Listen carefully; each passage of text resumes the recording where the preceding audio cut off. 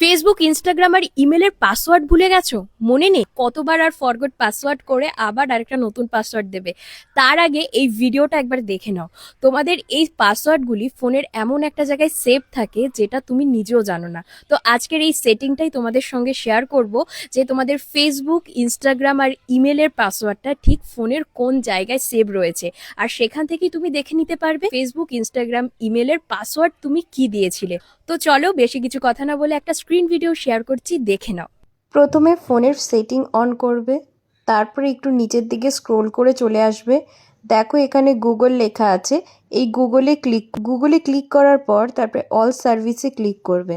তারপরে একটু নিচের দিকে চলে আসবে। নিচের দিকে আসার পর দেখো অটোফিল উইথ গুগল, এই অপশানটার মধ্যে ক্লিক করবে।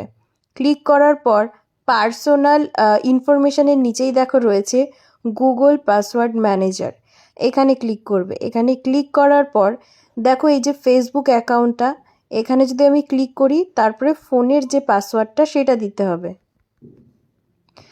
ফোনের পাসওয়ার্ডটা দেওয়ার পর যেহেতু আমার ফেসবুকের দুটো আইডি, তাই দুটো আইডি যে নাম্বার দিয়ে খোলা সেই নাম্বারটাও এখানে রয়েছে, তার নিচে কিন্তু পাসওয়ার্ডটাও রয়েছে। এবার পাসওয়ার্ডের এখানে যে চোখের ছবিটা রয়েছে, এটাই যদি ক্লিক করো তাহলে কিন্তু পাসওয়ার্ডটা শো হয়ে যাবে। ঠিক তেমনি আবার যদি আমি ব্যাক করে চলে যাই, এখানে রয়েছে ইনস্টাগ্রামেও যেহেতু আমার দুটো আইডি, সো ইনস্টাগ্রামের দুটো আইডির কিন্তু পাসওয়ার্ড পরপরই রয়েছে। সো প্রথম আইডিটার ক্ষেত্রে দেখো এই যে চোখ চিহ্নটা, এখানে যদি আমি ক্লিক করি তাহলে কিন্তু পাসওয়ার্ডটা এখানে দেখতে পাচ্ছি।